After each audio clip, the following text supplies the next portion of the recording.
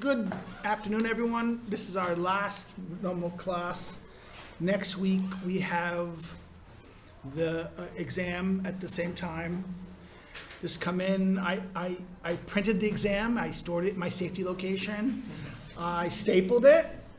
It's and it's ecologically sound in the sense that, there's about 5 copies that are not ecologically sound. The test is 10 pages long. If it's the non-ecologically sound version. If it's ecologically sound, it's only 5 pages long. I didn't feel like I should what happened was I had to do it with the printer. For some reason, if you print it by Word, it doesn't, the Office printer doesn't want to do both sides.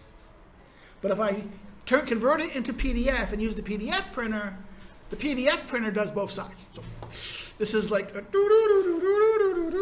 Twilight Zone reason why this, this is the way it is. So I have a couple I'm going to keep the non-ecologically copies as kind of an emergency case.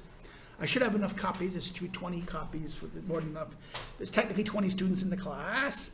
We have never been more than 16, so we've had 4 Go students, right? This is I call it the Go student phenomena. And then you should have the test in that sense, which would be a normal test. It has 3 parts. It should have a kind of a box, it has a little box of something, and then you fill in the step like you've had in the quizzes, okay? There'll be like empty boxes, and there'll be a question there, like what you have to fill in. You have to fill in each box and answer, okay?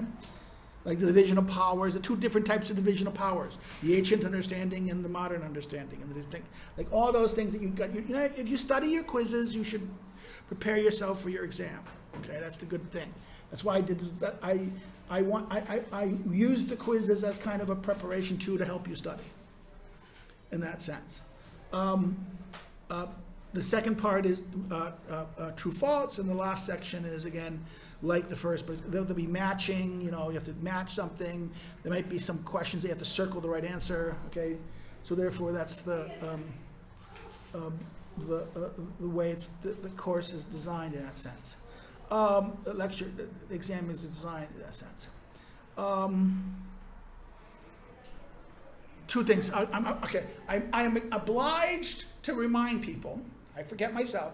I emailed everyone. Remember, I sent you a message a day or so ago about by the course system about the student evaluations. The student government insists that we still, not OSA student government, but the main student government insists that we spend even though it's ridiculous, because not every student has the app on their phone. Because they said, well, every student has the app on their phone. I go, no. And not every computer student has a computer there. And therefore, we don't do the physical things anymore, because we used to do the physical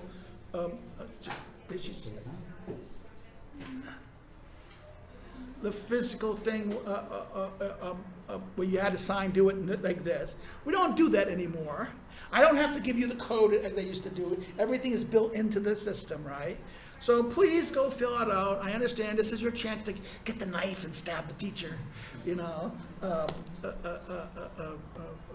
I'm used to it, so I'm a big boy. It's not going to hurt my feelings. I'm not going to go cry or anything like that. But some teachers do. So some teachers it kind of shatters. I have been told. Never me. I've always had a joke. I have not I have a big ego, but I have a healthy ego, and and able to make fun of myself enough so the people complaining about me. It's the whole. I'm used to it, so therefore there. Please be honest, but this is your chance to think what you think about the course and ways it can be improved. Everything can be improved, so if you think this mechanism is improved, please, I do look at it in that sense. Some things can't be improved because like technology, like this stupid technology instrument, that won't work, and I can't get the passcode, and the IT staff is not available on Wednesdays. Okay, so therefore we're not having our PowerPoint. I have only became a user of, I hated PowerPoint, I still do. I think PowerPoint is a bad thing in most times. But I needed to do it for this course. I used to always use the Word. I used to have a power projection of Word on the thing and have little notes on Word. But, PowerPoint, someone said to me after being forced because of COVID to use PowerPoint, and also before that for the lecture, I had to use PowerPoint one time when I did the lecture, American government. They said, oh, you have to do it. And what happened was the publisher gave me a free set of PowerPoints for the lecture. So I didn't have to make anything. So it's like, that's why I miss America, because every teacher who teaches these textbooks often will get, the textbook company will produce a PowerPoint set for your lectures. So you don't have to go make them yourself. It's like, this is how easy it is. Because usually people do, I'm guilty of it too. When I make my own PowerPoint, I put way too much information on it, okay? That's, a PowerPoint should have very little information. It should have just the basic themes like this, and that you should be taking notes. You shouldn't be using PowerPoint as a note system for yourself. And actually, the real reason for this is to be able to show data and do data things. The closest thing I got to it was that infamous, I tried doing images and things. I remember that image of the communication and the system and the thing. And I also gave you the image of the, what is it? The other image was the image of the different democracy oligarchy triangles. You remember? The different, and I had to go fix it, because I made goofs. I forgot to do something. Again, I don't. In America, university staff have specialists to help us. This is not the case in Poland. Every teacher is for themselves. Every teacher has to be an IT person. This is like, I joke. I said this is worse than the Marines. When the Marines often always had, the Marines got the worst equipment. Why? Because they wanted Marines to be mad and angry. Because it taught you how to improvise, adapt, and overcome. That was the Marine motto in that sense. So therefore, we were used to getting the secondhand crumbs. But when I came to Polish University teaching, I said, what? Teachers? American teachers have, even a class this small, I would have an assistant. A class of 20, I would have, in fact, a full-time professor, a person at professor status, would have at least 2 or 3 graduate student assistants helping them the whole semester. And if you're doing the lecture, you'd have 6. Okay? When I said this to my colleagues here, they're looking at me, what world did you come from? I go, this is how it normally is. We should actually the law should be written that since the master students get free education anyways, they should do so much community service for the department. They should do about 10 hours a week of community service for this department as a showing their gratitude of there's how scholarships in America. All the students who have graduate study scholarships, they have to do about 10 hours of work a week if they're not teaching a course as part of their scholarship agreement, because sometimes the master's students and the doctoral students will often be teaching an undergraduate course, right? But if they're not teaching a course, they're assisting a course. They're helping the teacher assistant, or they're doing his copying for him, or else they're doing some work for the office. Okay, because you're being taught the kind of internship. Your scholarship is kind of like an internship. But here, you guys go for free, and therefore you think it's, oh my God, I just don't have to do anything. This is one of the bad habits of Polish education, that you don't take your education. Many of you don't take your education that seriously, because it's for free. Everything for free, it's usually not respected. If you pay for it, you respect it. You bought something. You put what is that game from Taleb says, the skin in the game. You put skin in the game.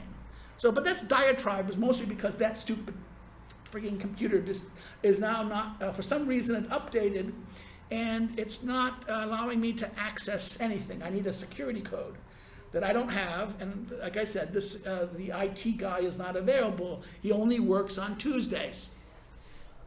Again, you have to understand that in America, in schools, the purpose of support staff, I did this rant yesterday, the purpose of the staff and the purpose of the tech teams, It's not that we're all equal workers. This is left over from communism. Or we're all workers and we're all equal. No. The function of a university is to educate, right? So who is the primary deliverer of product? Teachers. Without teachers, there's no teaching. Therefore, no teaching, no university. Okay, this is research. Okay, fine. That's, again, research and teaching. These are the two things it does. So therefore, no researchers, So what are the staff and administrators?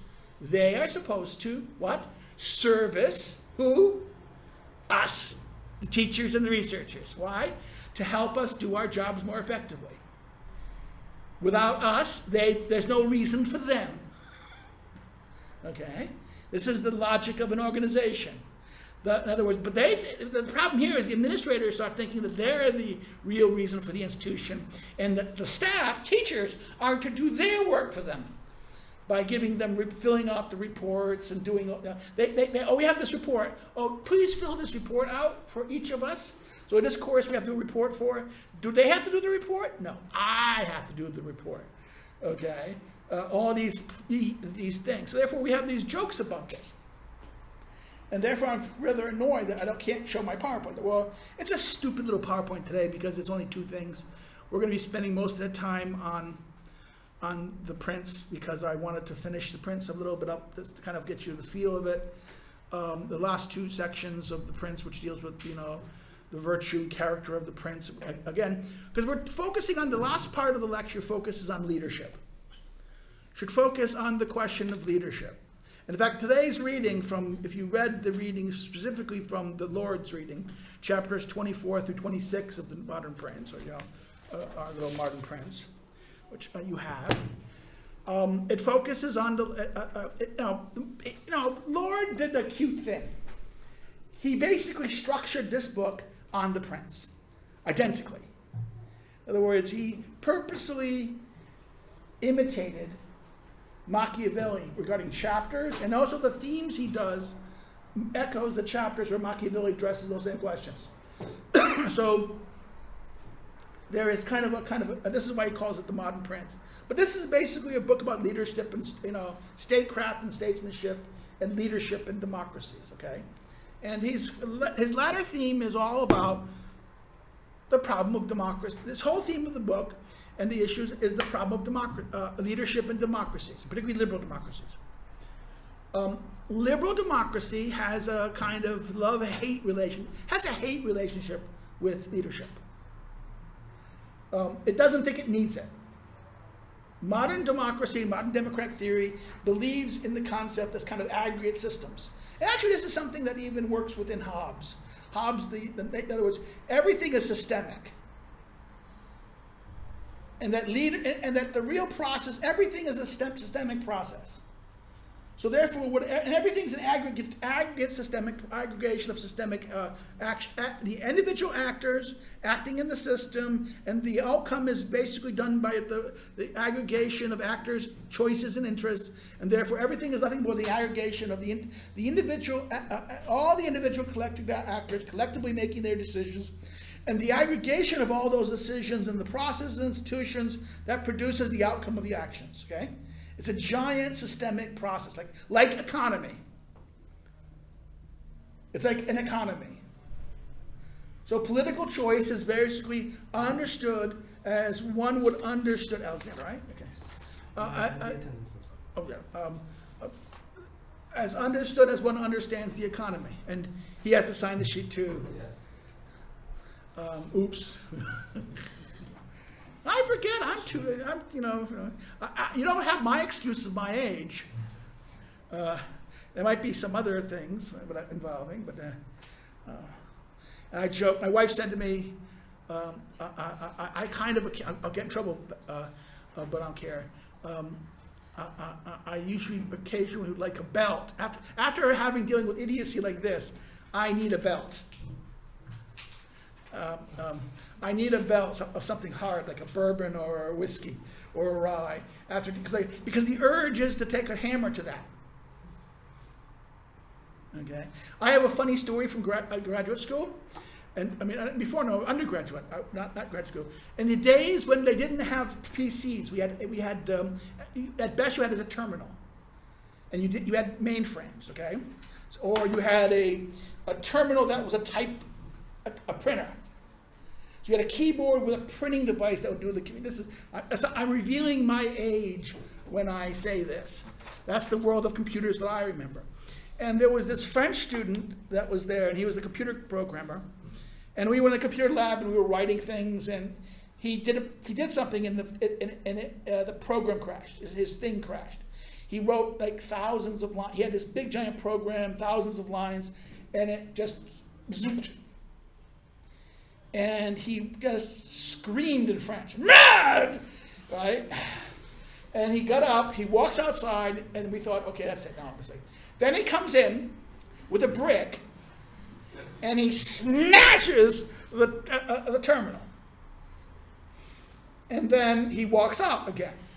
And we're all thinking, okay, the first thing was scary. The second thing is coming. The next time, then 2 minutes later, he comes back in with another brick, and he smashes the next terminal. He then gets up again, and this time, when he came back with the third brick, everyone in the lab jumped him. He had to stop because there was only like 15 terminals, and we figured that he was going to wipe every terminal out. And he probably would have taken the brick or a baseball bat to the mainframe if he could access it, but this was a Saturday, and they locked the mainframe access. I think if he had the mainframe access, I think most of his violence would have been directed in that way. So I mean, the frustration, I didn't at the time I thought he was unreasonable, but the more and more I've dealt with computers, and particularly Microsoft and their tyranny of the attempt to limit your freedom. I mean, I remember when you could be able to access and code. You used to be able to turn off programs you didn't like. You used to be able to go into the access line, and let's say you saw some sub-programs you didn't like. You wanted to make your computer more efficient. You could, if you know what you're doing, you could just kill obnoxious subroutines that you didn't like. You can't do that anymore. You're not allowed to do that anymore. You're not allowed to tweak programs. You're not allowed to do anything. And you not even own your programs. You have to rent your programs. I remember used to buy a program, used to have it for like, okay, I had a program, it's like old, but it worked. Why do I need it? If it worked, why do I need a new one? Now they don't want you to have that. They want you to keep on renting the program. So again, this kind of stuff only leads to violence and the desire to break something. And don't even mention, they're going to get me in trouble again, this whole idea of the delay of us moving. Again, because the other department can't, see, their furniture hasn't arrived in their new office. The furniture for their new office they promised has not arrived yet. It's going to be delayed. So they're going to stay in their existing place. I responded, well, why don't you, and I talked to this, I says, why don't you move your old furniture to your new place? Oh, because we were promised new furniture. Who gives a fuck? Move. You're getting a new place. Go. You should be there now. Go. Actually, you should not have gotten the new place. We should have gotten the new place. But no, because you're important enough and you demanded a new place. You're in the same damn building. There's not going to be any difference. Oh, they think the new building's going to be nicer. No. It's going to have more problems because it's new, okay? They finally worked out the problems of the old building, so therefore they're moving there, and we're going to get the hand-me-downs. But see, they're not moved yet because they haven't got their furniture. And I'm just like saying, God, give me a hammer, please. Give me a group of 5 guys. I'll clean out the room. I mean, I told Tomek and I told Dr. Grosh, I said, give me 10 clean guys, give me the keys, and I'll empty our rooms. The rooms that we're supposed to have. I'll do it. I'll throw all their crap outside. And if someone complains, I'll just call the police. Because I know the police minister. He owes me favors. I know the current Minister of Interior. He owes me favors. And I don't think the university really wants to have an investigation by the police in the activities of how they run things, really. So, particularly by a PIS government, okay? That's called leverage. But that's true. This is a tool of leaders. Using leverage. Do I have to like PIS? No. I have to be able to use. My colleagues This is the thing of most of my colleagues are very left-wing, but they don't know the tools. If your boss is afraid of them, if your boss is afraid of somebody, use that as a means to leverage your boss. You don't have to like the tool you're using. You just have to use the tool you're using. Every tool has a use. And that's one of the reasons why Machiavelli is useful here. You learn that there's ends and means. The ends are the most important things. And leadership is about knowing what the ends are, defining the ends, and then doing what? Figuring which means are best able to achieve that end.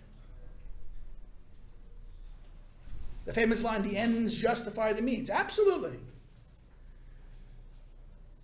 But another problem is, people believe in the means too much. They fetishize the means. Because what is the court? The court and law and these things, the tools. Remember the tools? We had the eight tools. Sometimes people look at law and they fetishize the law. They fetishize the court. Law is a tool. It's not an end in itself. Diplomacy is a tool. It's not an end in itself. The tools are means. They service the ends. The tool you use, in other words, you need to use when you pick your end, you have to decide which tools you need. That's the judgment of a ruler, deciding which tools will help you get the end you want. How to achieve the end you want. What is the goal or the end you're trying for? What tools best help you get it? Okay? And best means, again, cost benefit, but also the question of people's likability. Some people, how can I say this? Modern societies have weak stomachs. You know what I mean by that? The modern democratic world has a weak stomach. You don't like harsh methods. You want the world to be nice and comfortable. You want safety and softness. I'm sorry, sometimes reality is kind of harsh and brutal. And sometimes and this is the other thing. The nice liberal world you live in relies on fear.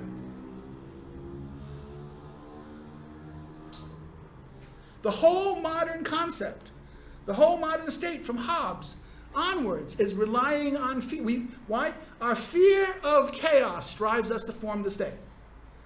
Our fear of the chaos where everyone is at war with each other and the violence of the chaos and the barbarian. Our fear of having our lives harmed. The fear of having our persons assaulted, right? This drives us to want to gives much of our autonomy away so that someone will protect us, right? This is the whole social contract, right? The whole purpose of the state is to provide security and safety and benefit. And therefore, how do they do that? By punishing the wicked, punishing those who threaten the security. The whole civil system rests on fear. What is law? There's a threat. Any law has an implied threat. You break it, you're going to get punished. That's a threat. A threat of violence. A threat of coercion. In other words, fear what makes the modern liberal world work.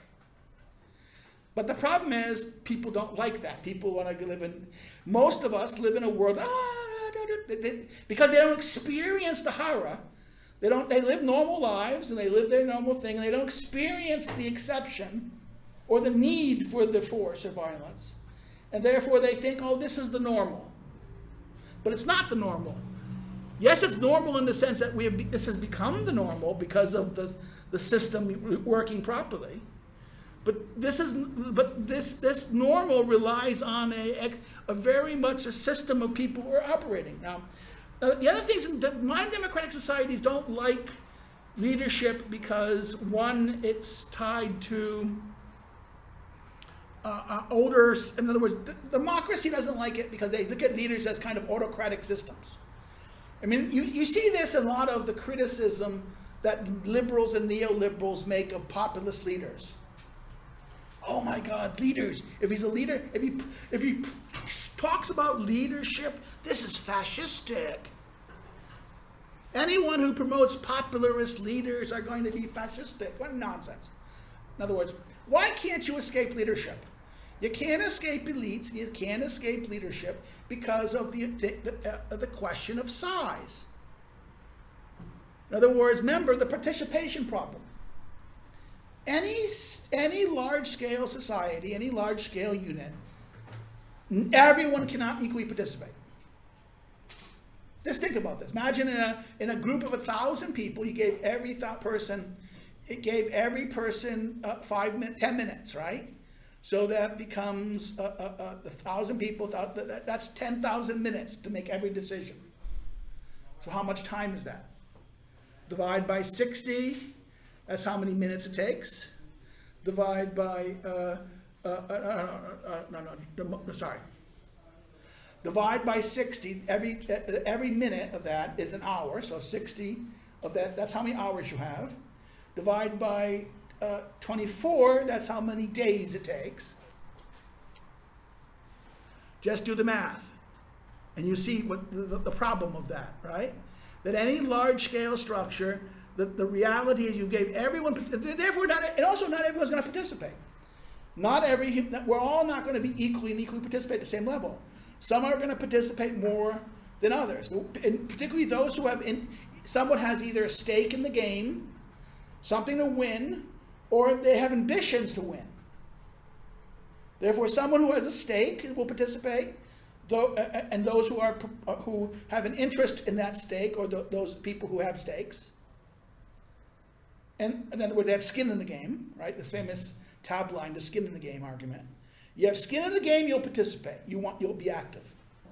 If you have no skin in the game, you won't care. And then there's another person who wants ambition. They don't necessarily have skin in the game, but they want skin in the game. The ambitious. Therefore, you have the reality of large scale in a society is that it's basically who participates is often in a large scale modern society, the people who participate is self-selecting. So they're not going to, first of all, the people who participate and don't participate, there's a lot of apathy in democracy. This is why you look how voting happens. A good significant population don't vote. Why don't they vote? Because it doesn't affect them too. They don't believe it affects them. In other words, they in their lives don't feel affected by the choice. In other words, this is not important enough for them that they have any skin in the game, that they would bother wasting time doing it. Okay? And some would argue that's good. When most people think that's not important, in other words, when everyone thinks political choices are very important, that is usually a sign of crisis.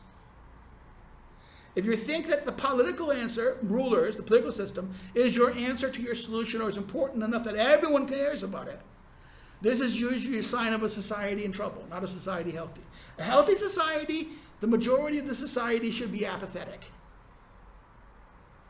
Apathy, now this is an argument. The pluralist model argues that apathy is good. Participation is only needed when what? Participation is for the stakeholders that care. And as long as participation is open, the stakeholders that care. If you want to force everyone to be active equally, you're just inviting a mess. Once you start forcing people to engage in politics, they will engage in politics, and their politics ain't going to be yours. And it's going to be uglier.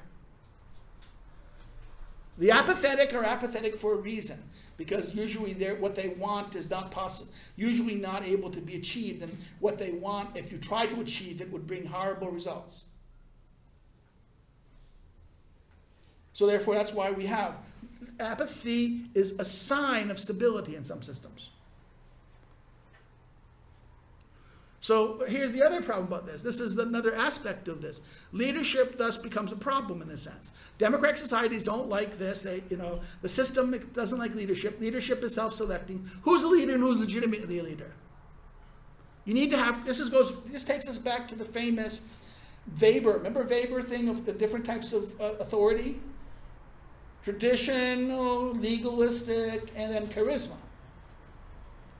Well, this is the point. And actually rereading Weber's famous, Weber dies in 1920, okay, but during the Spanish influenza outbreak.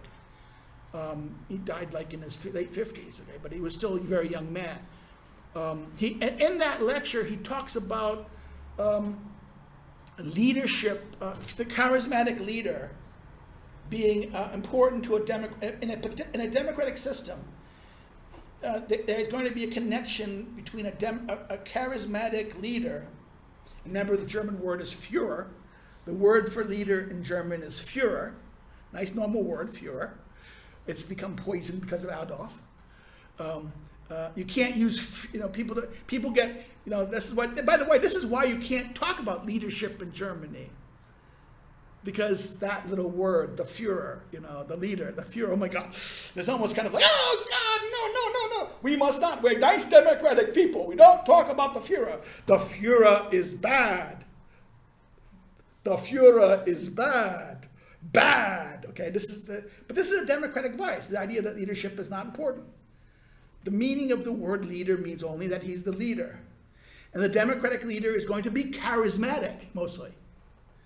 In democratic societies, usually the charismatic is going to be the person that will motivate the greatest support among the many, right? Why do the people like? Who do the many like? Come on, think of movie stars. Why do people watch things? It's often because of attractiveness, likability. These will be people who the many will normally choose as leaders.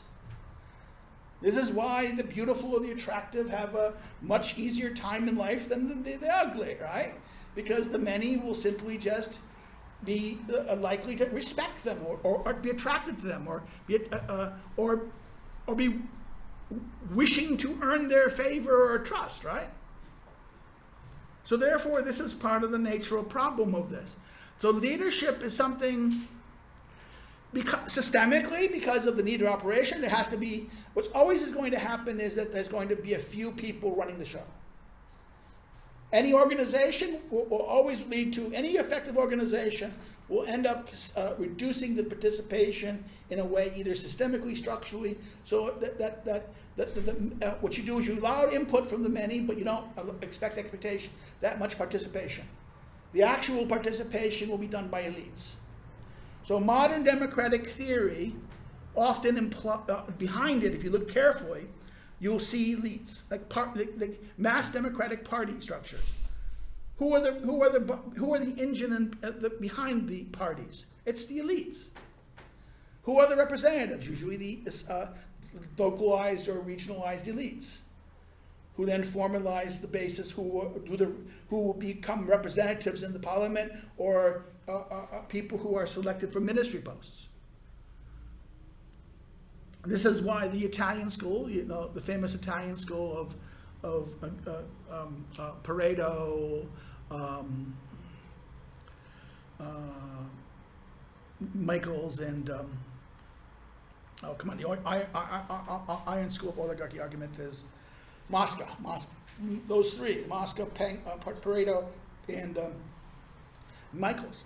All this school of this at the turn of the 20th century argued for elite structure. Now everyone misunderstands this. They see that and say, this means that they're really autocratic, pro-fascist. No, this is any system. They're arguing on the nature of any system will do this.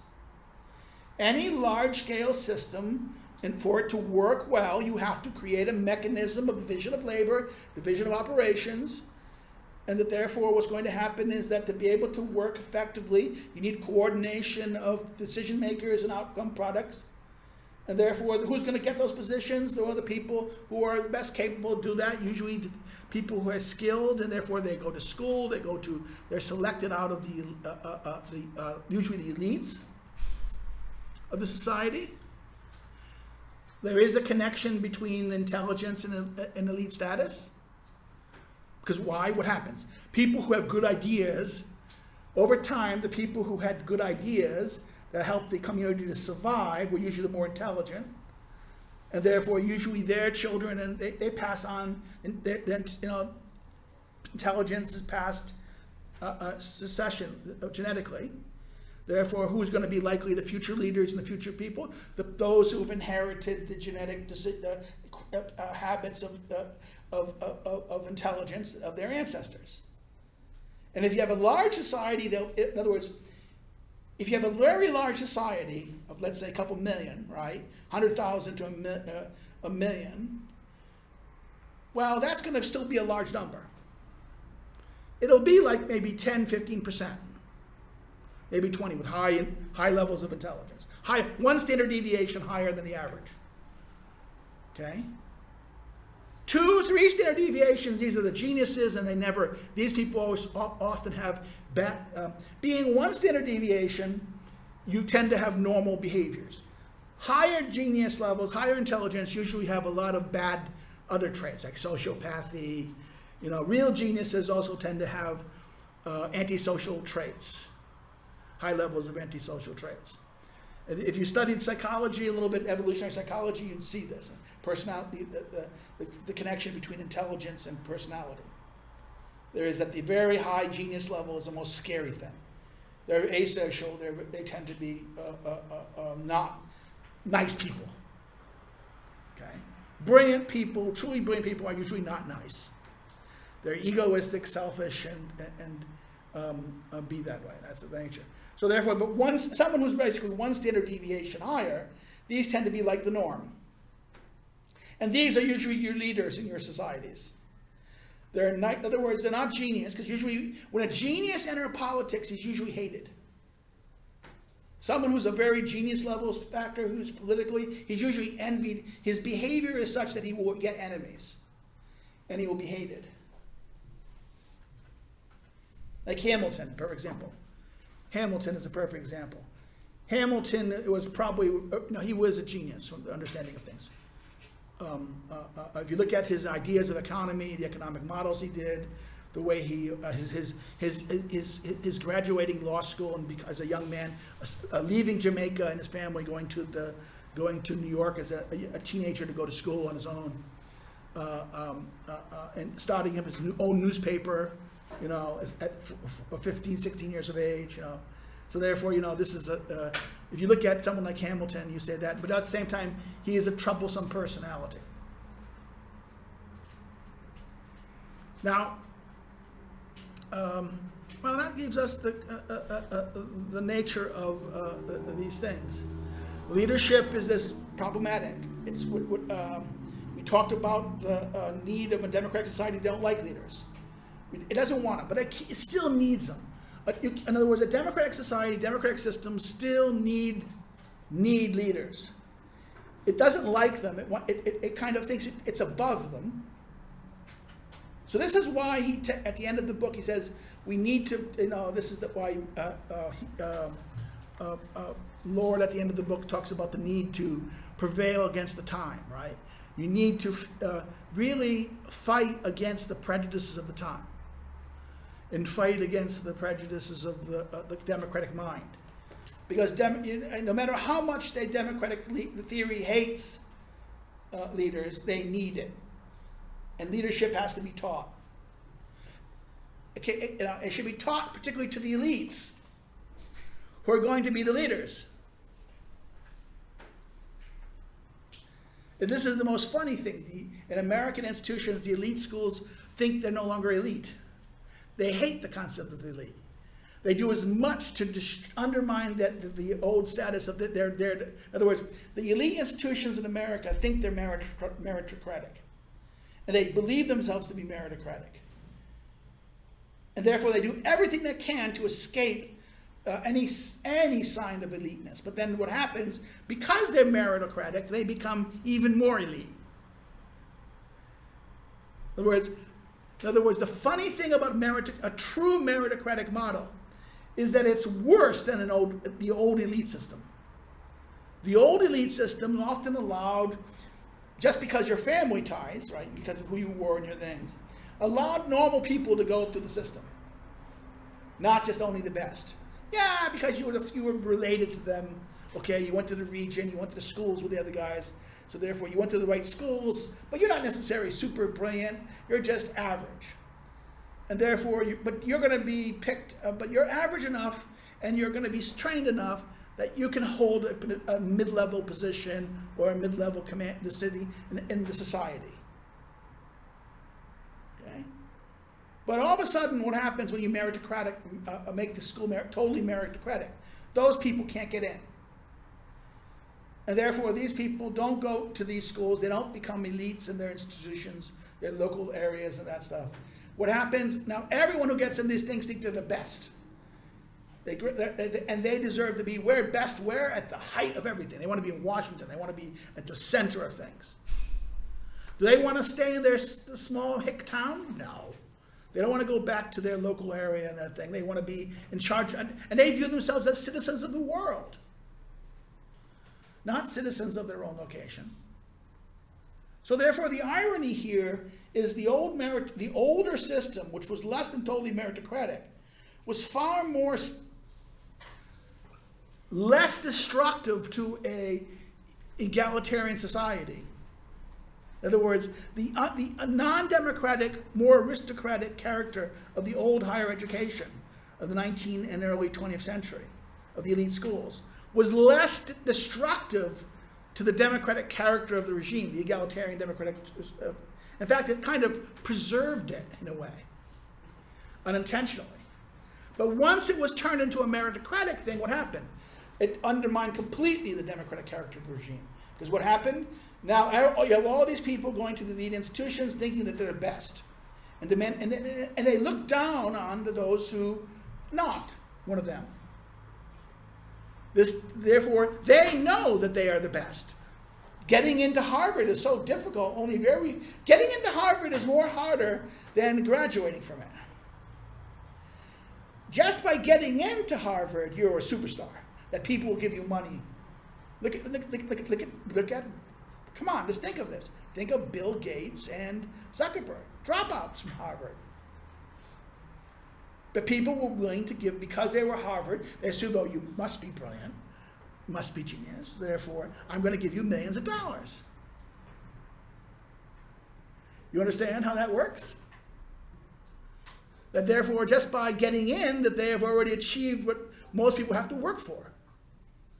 So that's the danger of a meritocratic system. It creates a situation of people who believe that they're entitled because of their fact that they got into the system, and therefore they must be because they competed. So how many Harvard gets about 500,000 applications, and they only accept like 3,000 students.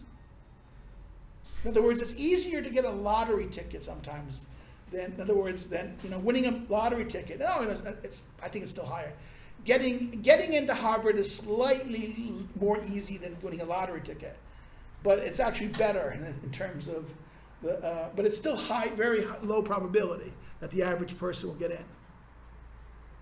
Okay, and the other elite schools, so Yale, Stanford, same probability problem. And that's why you have these different schools, so therefore the probability model goes like, so therefore that 10% of society who have that level of intelligence will get in the system.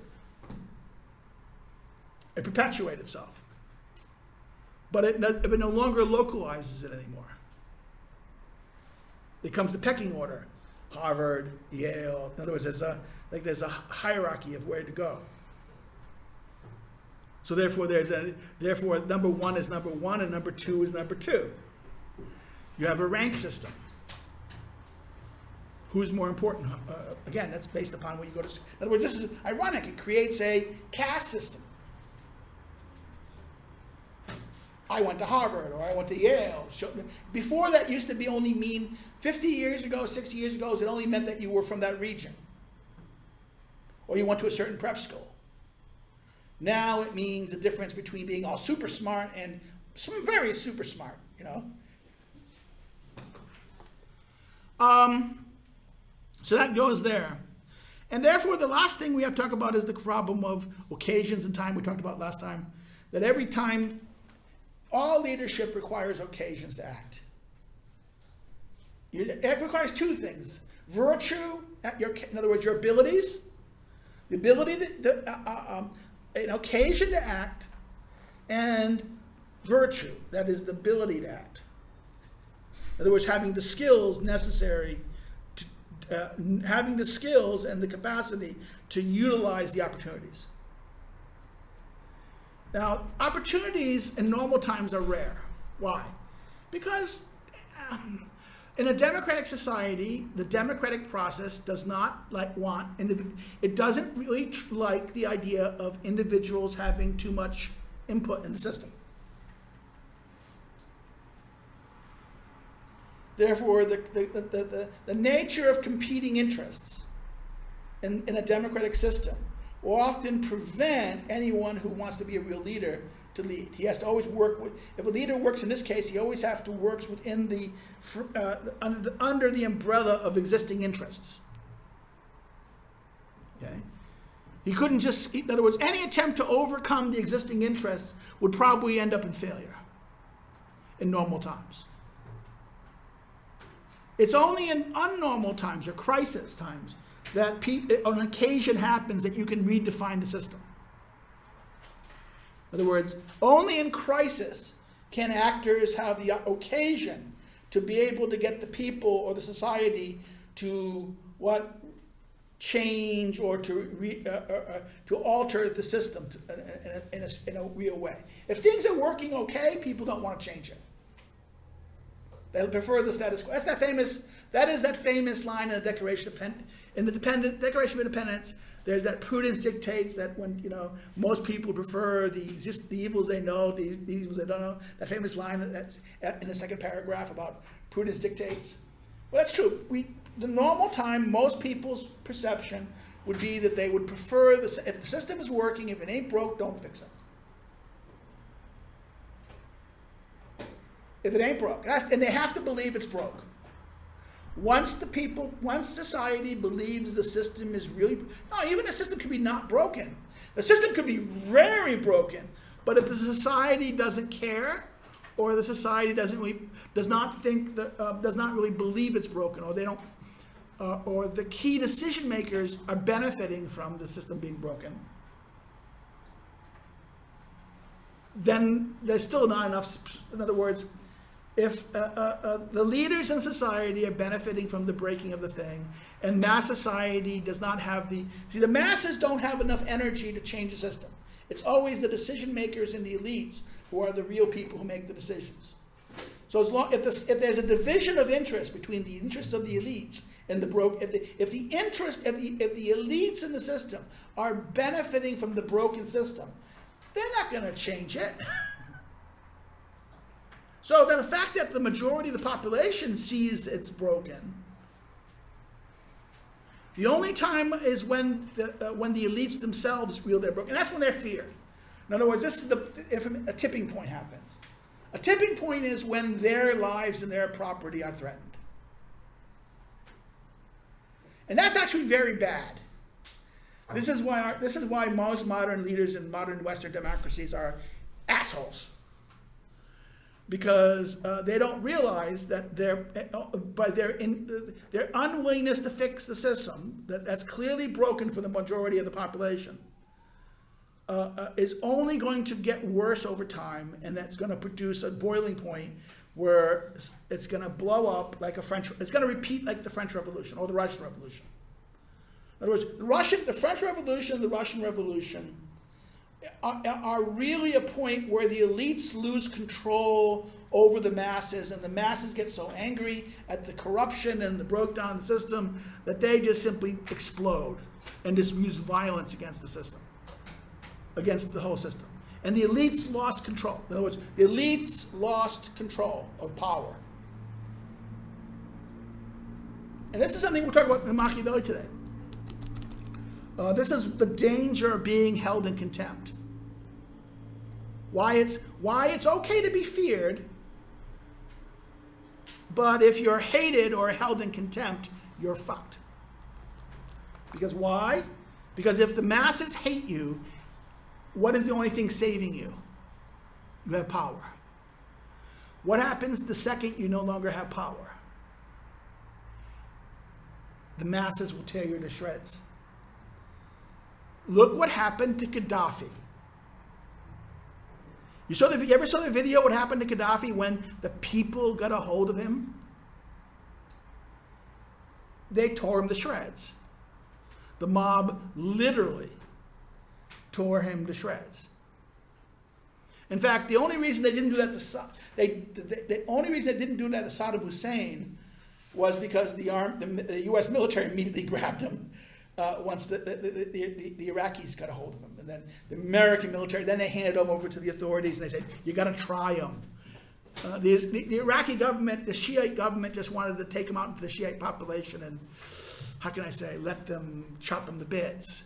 Instead, they hung him, okay? They had a trial and then they found him guilty and then they hung him like the Americans hung the Nazi leadership at Nuremberg, right? They imitated us. Okay. Yes? I wanted to ask regarding revolution. Do you think that there is a possibility of revolution occurring in the next 2 years in Russia? No. Because Russian society is completely not like the Russians. In other words, the Russian society is too weak and too minimalized. In other words, it's been so destroyed over time, and it's mostly, the danger of it is not that it's going to revolution, it's going to break apart, because the eastern parts of, in other words, much of Eastern Russia, which is Asia, is no longer Russian. It's ethnically different populations. It's mostly Chinese now. Much of Eastern, that's why he's throwing Ukrainian. They moved about 150,000 Ukrainians out of Eastern Ukraine. That part they captured, and they moved these so-called refugees, and they dumped them where? Vladivostok. Why? To Russify the location. The good old Stalin's approach to kind of keeping the ethnic balance in the East good enough Russian. He's not going to move Russians, because the Russians would move. Most Russian society is not strong enough, and most of their boys are dead, are getting killed now. So therefore, there's a big problem. No, Russia won't have a revolution; it'll just fizzle out. As T.S. Eliot said in his famous one of his poems, the Four Quartets, not with a bang but a whimper. I got in trouble a day ago when we had a discussion about, someone said, aren't you afraid that Russia is going to use nuclear weapons, and that, the Russians are going to, and that this is irresponsible to let Moscow is going to use nuclear weapons, and we should not, Western Europe and America should not, these American authors, we should be thinking about it's not in our interest. And I said, it's a bluff. He's not going to use nuclear weapons. Why? He said, why do you say that for? He said, the second he does, we use ours. Ours works, they don't. Theirs will probably blow up on the platform. Ours won't. Ours will destroy their cities. Yes, they might destroy half the American cities, big cities. But from an American point of view, being honest, will that really hurt America? No. It's called urban renewal. Most of our cities are big cesspools of backwardness, corruption, and cost. If all the cities are awake, all those social problems disappear. And red state, you don't know. Red state America, how healthy is that? Can they live without, who has the food? Who has the energy? Who has the ability? The learning is decentralized. In other words, American culture is decentralized regarding education, structures, institutions, and things like this. It's not urban-centered like Europe. Russia, you destroy your Russian cities, what happens to Russia? The rural peasants won't be Russian in 20 years. They'll be something else.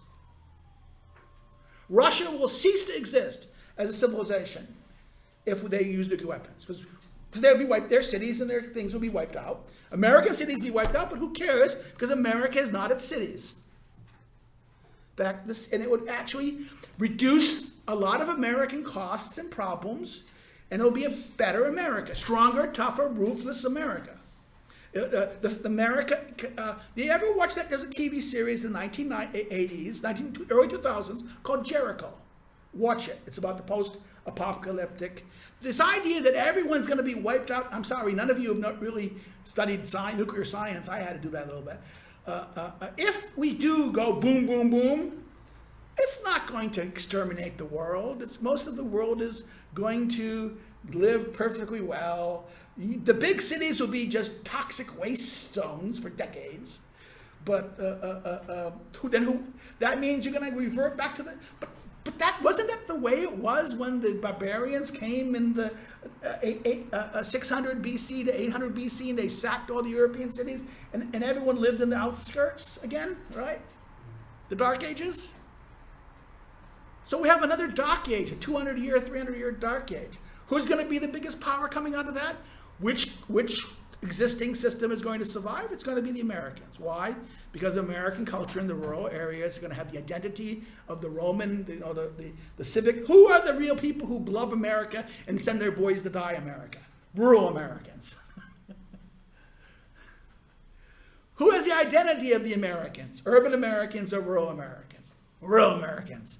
So who's going to be able to feed themselves, survive themselves, and do that? Rural Americans. So if you're really threatening, you're Moscow and you're threatened to use nuclear weapons, and is that really a threat? Honestly? Think about that.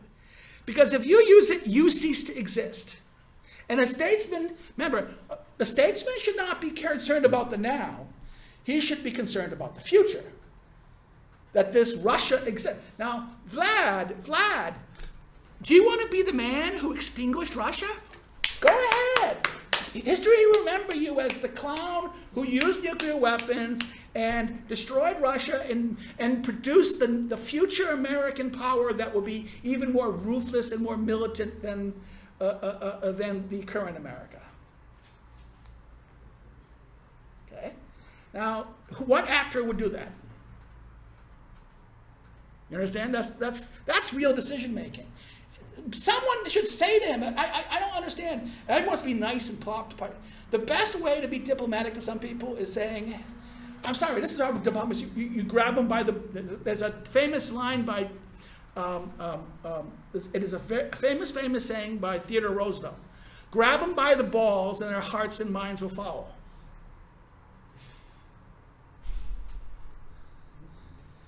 And you do that. This is a good aspect of leadership in that sense. That being a diplomacy too. Diplomacy is, oh, nice. No, diplomacy means when the camera's not on, when things are not there, you go to them and say, listen, Vlad, is it really in your interest? Are you really going to threaten? You're threatening. I don't believe you're honest. Because in an exchange, who's going to really win here? Or it's not going to be equally, the argument, we'll be both dead. No. It's like when Liz Truss came to Moscow like a few months ago before the invasion started. There was a brief moment when the cameras started to leave the room and the cameramen started to leave the room. And one microphone catch the line from Mr. Lavrov, who said to Liz Truss, the cameras are out, so what do you really want to speak about? So, yeah. I mean, that's the reality. The cameras are there. Democratic societies have to always be nice. I mean, that's the famous scene in Thucydides. When the scene where the democratic Athens tells the people of Salamis, might makes right. Now they said, would you say that would you say that speech in front of the Athenian assembly? Hell no. But we're not in front of the Athenian assembly. I'm just talking reality here. Okay? Well, I don't want to get, I'm being shocking here because I want you to think about these things. You should think real political decision and choice always is about thinking these things. It's about thinking the realities of choice. And the idea that, I mean, this is where, I don't know if anyone watched the interview with Sean Penn. Sean Penn is an actor. He's, never liked his politics. I remember he was a left-wing, radical left politic. He was with the Contras, and I helped train people who trained the Contras. His politics and my politics are like completely opposite in that sense. And he was usually I consider him an idiot. But I have a rule: even idiots even a broken clock is right twice a day. Sometimes even an idiot can say the true thing. That's why, unlike some of my American right-wing friends, I don't have what they call, if just because Soros says something doesn't mean it's wrong always. Always listen to what is being said and judge the thing being said, not who's saying it. Okay. Now here's the other problem here. The problem here is the problem of understanding the way the system operates in leadership things, about how you have to operate, make the decision. Now, I don't particularly like taking the idea of the broken clock theory. You have to understand that the reality is going to sometimes be that they're wrong. Sean Penn, when he experienced, and I was surprised. Go watch the interview with Hannity. He interviewed Hannity, and there's a very funny opening. He says, "When I first contacted you, you said you didn't trust me." And actually, the line was, "Yes, I don't trust you, and there's reasons why I don't trust you, but I don't trust a lot of people." And he said, "But events are now so dramatic and so important that it would be stupid for me to let such personal squabblings interfere with being able to talk about an important thing where we agree on." And I was like, an adult statement from a person who I normally think is a complete moron. Ooh, why is this possible? And the reason why it's possible, because what he witnessed in Ukraine changed him. You saw this. If you watch how he talks about Ukraine and the trauma of his voice. This is not acting. This is my training and my time in the military is interrogating people and reading body language and reading things. That was sincere. Because you can tell by where your eyes are moving whether I'm talking to you, I can tell when you're lying. Because when you lie, your eyes will move to a certain different part of your head than when you're telling the truth. When you go to your eyes a certain way, you're going from memory, and the other ones you're going to imagination. So that's how you can usually watch someone and look how their eye language. Now, if you're really trained, you have to be trained not to do that. So if you're all of a sudden you're not doing that, I know you're trained, so I use a totally different mechanism of interrogation. So, but if you're not trained, your eyes tell me everything. When you're answering, and you do this all the time. I answer a question. The ones who are kind of guessing the answer, their eyes move one way, and those who remember the answer go the other way. So therefore, this is a skill that I learned and I understand. So therefore, you can always know. And I look at the interview, and I'm saying, "Oh my God, this is not acting. This is not acting. This is not someone who's memorized his lines and doing like this. This is a serious kind of." And he made a very. I recommend watching that scene because he made one of the most brilliant statements I've ever heard anyone make. That is,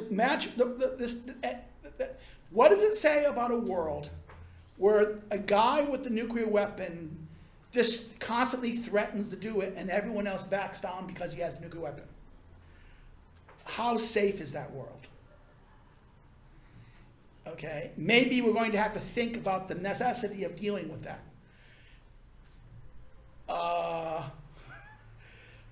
Mr. Pacifist banned the bomb just basically made an argument for his first strike against the nuclear actors who are, you don't feel that they have, who have the weapon, who are not trustworthy with the weapon, who might use who have already used the weapon to blackmail people. See how shocking that is? Again, I don't think that's a responsible choice, but you see the journey there. Again, this is the problem of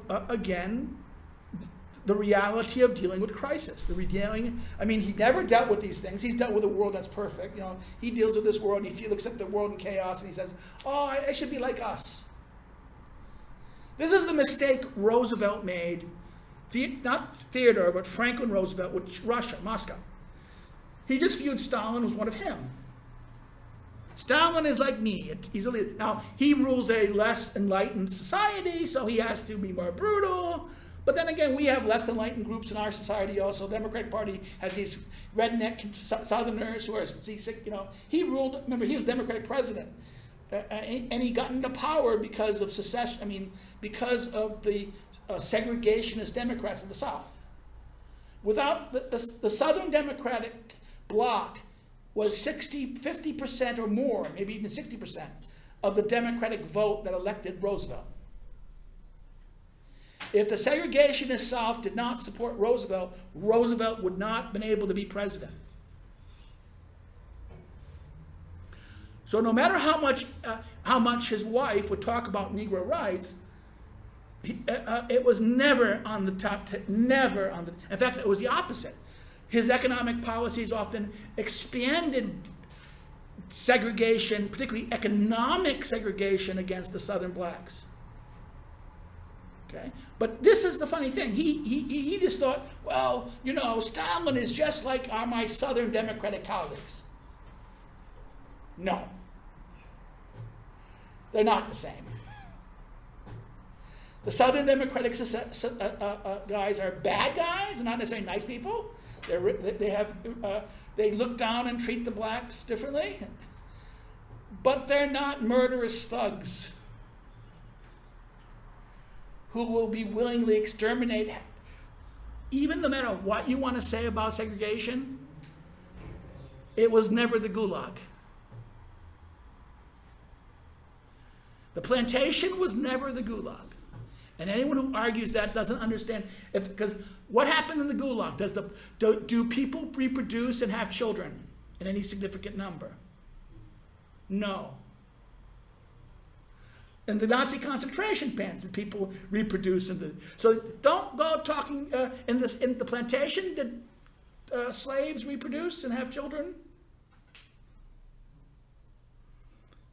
And actually dramatically grew. Because it was profitable to allow the black, because as property, a new black child was worth something. You understand the perverted attitude about this? Therefore, they'd encourage your slaves to have children and want them to do it. Because this meant you had an asset in the future that you could develop and worse. Okay? That's the perverted aspect of slavery, right? Treating people as institutes. So that, you know, you can't compare these two things together. So even though the segregationist or the slaver is a horrible person, one would not want to be ruled by them or be treated like how they would treat the people they thought as property or inferior. But they're not a cold-blooded tyrant who's going to decide that your group needs to be eliminated because you're a threat to my power. Okay? And he's not sociopathic like Beria. Did you read? Go read about Beria. Okay, how many of you seen the movie Death of Stalin? Isn't it a great movie? Yeah, it is. It's a comedy, but it's so true. This is a case of the comedy being darker, more true, being true to the reality. Because if you saw the reality without the comedy, it would be just impossible to watch. It's a documentary, right? No. No, it's a comedy. It's a comedy. It is a great comedy. It's by, what's his name? It's the Italian guy. He did The Office, the guy who originally did the BBC, the British Office. He also did the thing called Yes Minister. Yes. He did a series in Britain, a great political series called The Thick of It, which is the modern version of Yes Minister. If you want to understand administration and bureaucracies in modern democratic societies, watch the BBC series Yes Minister. That's the bureaucracy of the 80s and 90s, okay? To understand modern bureaucracy, go watch The Thick of It. It is the office, not the American office, because the American office is completely nice and made nice for an American audience. In other words, go watch the British office. The British office is completely different than the American office. And the thick of it is basically the British office, the office, meets yes minister and yes prime minister. And then you have the role of spin doctors, things like this. This is the way it works. Again, this is how leaders should work. Modern leaders work within the framework of these structures, these bureaucratic structures. And how does leaders do it? Today, we control the bureaucracy through spin. When I introduced my wife to Yes Minister, she was like, "They should make a Polish version of this." Because we have friends who work in the ministry. My best friend is a senior civil servant in the Polish ministries. I know a lot of people. I know a lot of his friends. I know the reality of this, and much of how Yes Minister is how the ministries are in Poland to this very day. Okay. And why am I talking about this? Because this is the way, the structure of what we expect to happen in things. You're going to have to, watch. This is where we're a culture studies department. I'm going to try to culture study you. Go watch. You want to understand administration? Okay. Don't bother with that horrible American TV series. What's his name? What? The one about politics with the House of Cards. The American House of Cards is crap because it doesn't work that way. It doesn't reflect reality. It's really an imitation of a British 3-part series. The American House of Cards is imitating something done by the British, like a lot of TV. Okay, much of American TV imitates what's been done elsewhere. Okay. The famous thing that the Good Doctor about the Down syndrome thing, it's imitating a Korean show, okay? Much of, in other words, much of modern American TV is imitating other things, okay? The British series in the House of Cards is much darker, and it basically is the post-Thatcher time. The post-Thatcher, pre-Blair time, okay? 3 parts, a 3-part it's a mini-series, 3 mini-series, okay? 3 parts House of Cards. The modern House of Cards has nothing the reality of the real House of Cards, or American politics. In fact, this is what the guy you mentioned, that Italian director, he's a British guy, but he has an Italian name. He tried mixing the movie, an episode called In the Loop, where he tried to mix about the Iraq War. He tried to mix the British system with the American system, and he totally misunderstood the American system. In fact, it's so bad, this is why I can't recommend watching Veep. Veep is about the vice president. It's a disaster. It is completely not realistic. This is why the famous West Wing was great. I remember Levitsky when he was here, West Wing, we're watching West Wing, and West Wing was watched because it was so realistic. West Wing was very much realistic of how the presidency and the staff operated. That's why it was it's not documentary, it was a TV show. And yes, the liberal was better liberal than any. I mean, if that liberal was if Josiah was your really typical Democratic liberal, then it would have been good to be ruled by Josiah. But the reality, in other words, they're never that good. They make the Republicans out to be evil all the time. This is Soren.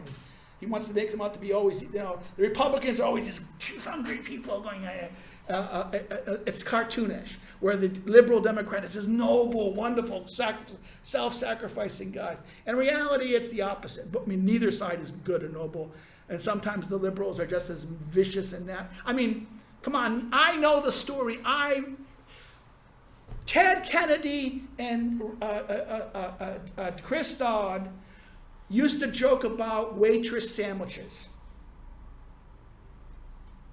During lunch and at the bar, because they used to have their lunch liquid, in Washington in the 80s, late 80s, early 90s, when I knew them, because I worked with at the time of my appointment, they would sit in the bar and they used to pick up waitresses and things like this and go to the Senate. Senators could easily get a hotel at the Hotel Large right across the Senate, big major hotels, 2 or 3 hotels right there.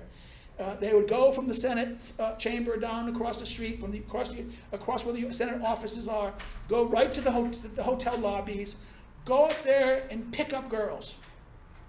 And then take them after that evening up to the thing and have a waitress sandwich, the joke was. Okay?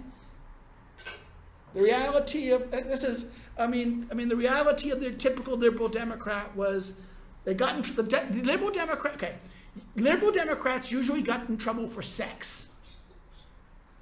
Republicans tended to get in trouble for money. Republicans usually collapse because of some money scheme or some deal or financing or something. Now that kind of changed a little over time, but these are the two principal sins of a politician: money and sex. And actually, Me Too almost wiped out the Democrats. See, Me Too, for a long time, the powerful Democrats had the escape from sexual harassment card. Right? Me Too stopped that. I mean, I kind of liked Epstein. What's his name? Not Epstein. Who's the movie producer? Weinstein. I loved it when Weinstein and all those Hollywood lefties fell to the sword. These people are usually the biggest scum people on the earth, and they were the biggest donors to left-wing causes. They would give to Emily's List millions of dollars. They would they threw money at the progressive left and right. So therefore, when all of a sudden the Me Too thing bit them in the ass, I was like, yes, please, poetic justice. These people deserve. When is Bill Clinton gonna get lynched? Where is? I mean, to me, it's like, oh, please, you've destroyed us for days now. Finally, it's coming home the rules, but there's a rule that still doesn't. They won't sacrifice. They didn't sacrifice Biden. I mean, come on, Biden should have been sacrificed. His groping. Remember how much trouble the elderly George Bush got when the elderly George Bush, as a retired president, was groping his nurse, because that's what, I hate to say it, very senile old men, when they had that dementia, tend to be grabby, okay? So they made a whole big scandal about how he was groping his nurse. Okay, and I said, well, if that's the case, Mr. Biden is groping people right in front of the camera regularly. You know, come on, this is the way. But again, this is partisan politics. Again, movies and culture do matter. They help you understand the way we understand political reality. That's why I recommended those things. Now, we got not much time, and I don't want to spend it then. The prince is this, the big thing about Machiavelli here would be, and I don't want to spend much time on it. I mean, that I had the second thing would be talking about continuing the things. Remember what Machiavelli says about the way of prudential decision making. You know, in chapter 15, he talks about the virtues, right? He gives us the list. He goes that famous line. I need my glasses. I can't see a damn thing. He goes. He says, since it has been my intention to write a useful thing, this is the second sentence, I think it's second sentence, and page 93, to write a useful thing for he understands. It seems to me the prophet will go behind to the effectual truth, the effectual versus the ineffectual. A truth that's effectual versus a truth that's ineffectual. He wants to go to an effectual truth of a thing. Then to the imagined, so therefore the effectual truth versus the imagined thing as well. And therefore, there have been imagined republics and principates that have never been seen or known to be in truth, because there is such a distance between how one lives and how one should live, that he who lets go to what is done for what ought to be done, learns his ruin rather his preservation. For man who wishes to profess the good in everything must need fall among so many who are not good. Hence it is necessary for a prince, if he wishes to maintain himself, to learn to be able to be not good, and to use it or not use it according to necessity. Omitting then these things, I say about imagined princes, and discussing those which are true, I shall say all men, wherever one speaks of them, and most especially princes, since they are placed so high, are noted for some things and some quality. Okay, this is like being a bad boy. Some qualities which bring them either praise or blame. And this is the term held liberal, so that some are held liberal, others misero. Now, they use the word misero, using a Tuscan term, because avro in our language still denotes the use of, by desire who have rapine, rape. In other words, if you want, okay, that's to take by force, to rape. This is someone, so misero is something else.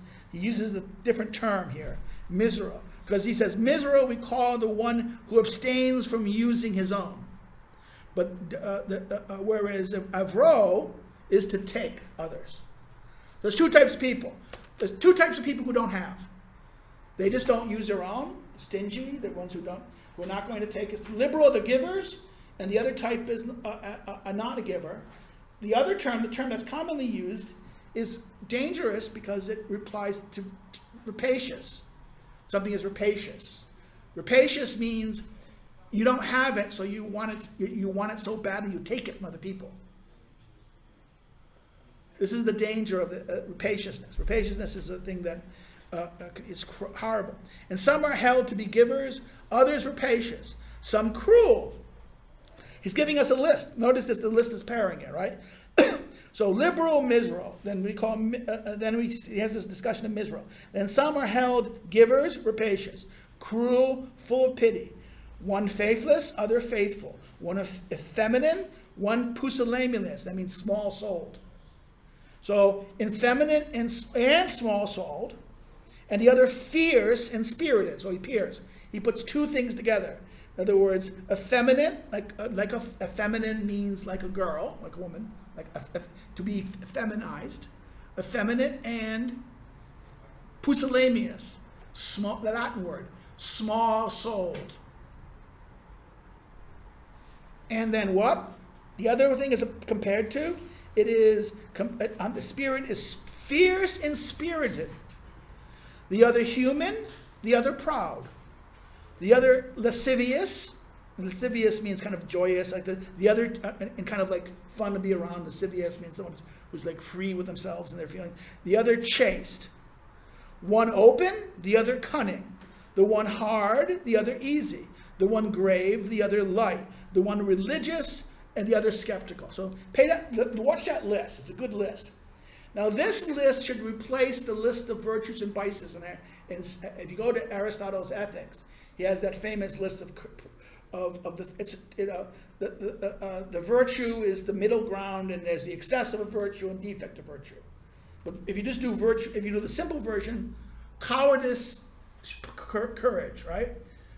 Moderation, immoderation, right? In other words, take the virtues and do like that. Now, Machiavelli does something else. Notice, this is not the virtues, the good things and the bad things switch places here. And I know that everyone will confess that it would be most praiseworthy to a thing to find a prince all the qualities written above that are held to be good. But because one is not able to have or observe them wholly, for the human condition do not allow it, it is necessary for him to be prudent that he will know how to avoid the infamy of those vices which lose him the state, and if possible to guard himself against those which will not take it away. But if he cannot, he can with less concern let them go. And further, he should not concern himself about incurring the infamy of those vices without which it would be difficult to save the state. In other words, sometimes to save the state, you're going to have to do bad things. And those are vices. So therefore, if you need, in other words, I shouldn't do that because I have to be, this is what Weber talks about, clean hands. In other words, politics does not allow you to clean hands. If you have to save the state, if you want to save your society, you save your people, you do what's necessary. That may, therefore, if it requires, if the security of your people and your state require you to do bad things, then you must do them. Because if you don't do them, and if the failure to act will cause your people to suffer, or be endangered, then you failed. So therefore he says, In other words, you should don't worry about having to do the vices, get the infamy from vices that you must do. The same. If one will consider everything well, he will find something which will seem virtue itself, and as conforming to it will be his ruin, and something which will seem vice itself, and conforming to it will succeed in security, and the good being his. In other words, he's able to achieve the good. In other words, being good may end up trying to be good and virtuous may actually lead to ruin. While having everyone think you're bad, but you deliver the good.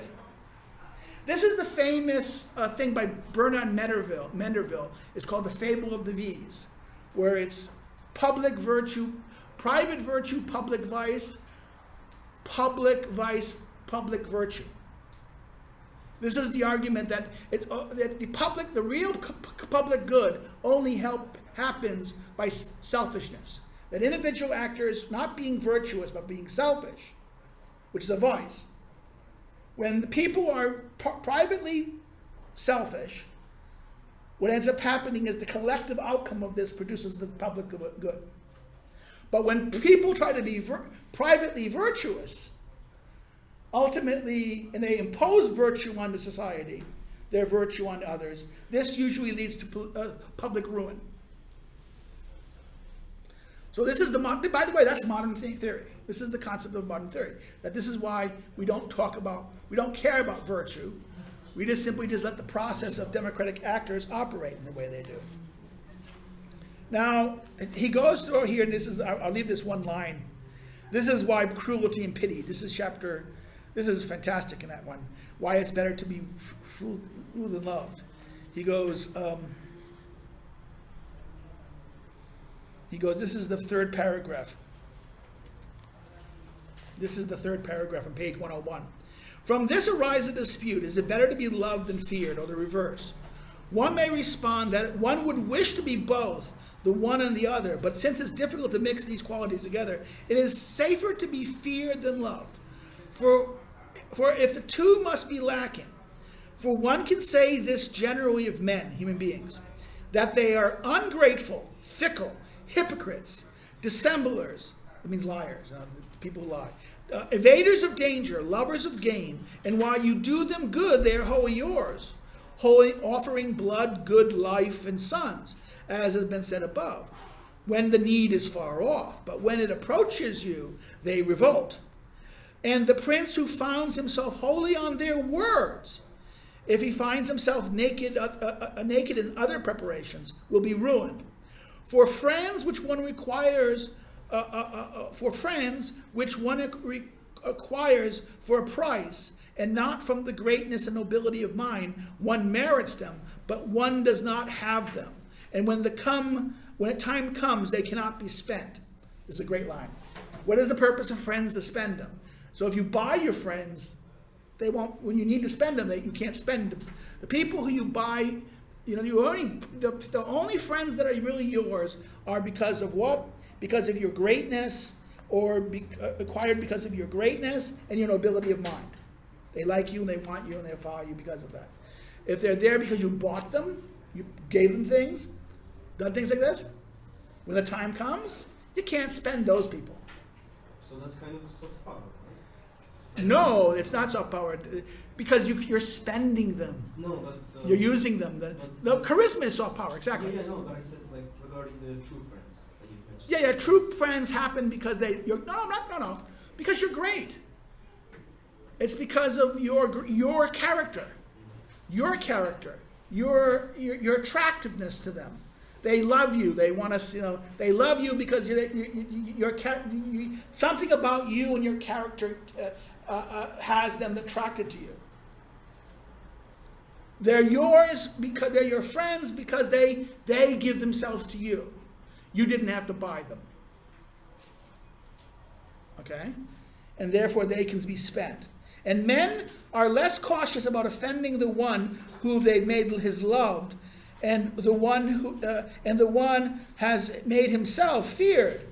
For love is maintained by a chain of obligations, which, because men's wickedness is easily broken on every occasion of their own utility. But fear is maintained by a dread of punishment, which never abandons you.